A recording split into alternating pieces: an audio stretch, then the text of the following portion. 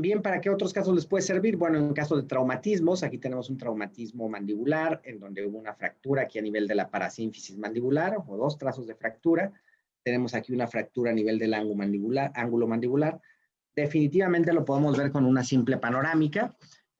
A veces con eso es suficiente, pero a veces nos puede quedar la duda de si no hay alguna fractura a nivel dentario o a nivel de alguna otra zona. Entonces podríamos hacer la tomografía para quitarnos de la duda. Es muy fácil con una tomografía ver fracturas. Fíjense, basta comparar. Aquí tenemos parte de la rama mandibular, hay una discontinuidad o una solución de continuidad, o un trazo de fractura que separa de este otro. Si vemos del otro lado, pues no pasa eso. Aquí vemos una línea continua, ¿no? Eso en primer lugar. En segundo lugar, aquí en la zona anterior vemos un trazo de fractura, aquí vemos otro trazo de fractura y aquí vemos 2 trazos de fractura, ¿verdad? Entonces, es muy fácil que nosotros lo podamos identificar, nos da muchísima precisión. Obviamente aquí en el corte oblicuo no sería tal cual un corte sagital porque no es un corte estrictamente lateral, aquí vamos siguiendo más bien la forma que tiene la arcada. Y aquí miren la diferencia entre un lado y otro. Aquí vemos el hueso completo, íntegro, y aquí miren cómo hay un escalón, una separación, ¿no? Entonces, con la tomografía es muy, muy sencillo que lo podamos diagnosticar. Y las imágenes 3D, pues bueno, incluso el paciente las va a entender perfectamente, ¿verdad? Tenemos la fractura. Entonces, siempre que un paciente tenga un traumatismo por una caída, por un accidente de bicicleta, en caso de los niños y adolescentes es bastante común, un accidente de tránsito o incluso nos ha tocado, ¿no? Casos que tienen que ver ya con la delincuencia, desgraciadamente, que a veces por robar a alguien lo golpean y le han ocasionado fracturas. Pues bueno, con una tomografía podrías tener muchísimo detalle, podrías detectarlas de esta manera.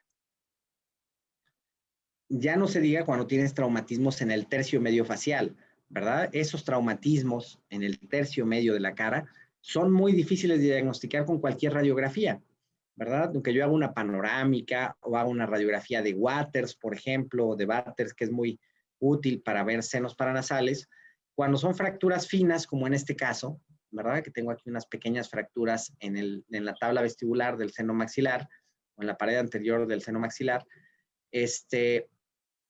a veces no las voy a alcanzar a observar con ninguna radiografía 2D porque hay mucha sobreposición de imagen desde cualquier ángulo. Entonces, en la tomografía sí las puedes ver. Vemos aquí estas discontinuidades en el hueso y además vemos este signo indirecto, que serían estas imágenes hipodensas o obscuras en los tejidos blandos.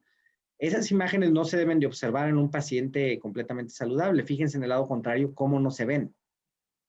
Entonces, ¿qué es lo que está pasando aquí? Bueno, pues debido a esa fractura en el seno maxilar, cierta cantidad de aire escapó y está aquí atrapada en los tejidos blandos, ¿verdad? Son zonas que les llaman de enfisema. Entonces, obviamente por ningún motivo debe de haber aire dentro de los tejidos blandos. Eso no ocurre de manera saludable. Entonces, si tú lo estás observando, incluso si no estuvieras viendo el trazo de fractura, pues ya sería un signo indirecto de que esté hablando de que lo más probable es que hay una fractura a nivel de alguna de las paredes óseas, ¿no? Del seno maxilar, que es precisamente donde hay aire, ¿no? Entonces, bueno, ahí lo podrías ver sin ningún problema. Fíjense cómo aquí se ve la tabla íntegra y aquí vemos como deprimido, una convexidad y además las discontinuidades. Y bueno, en las vistas laterales también, se ven mejor aquí las zonas de enfisema, estas zonas de aire en tejidos blandos. Entonces, se vuelve mucho más sencillo hacer el diagnóstico.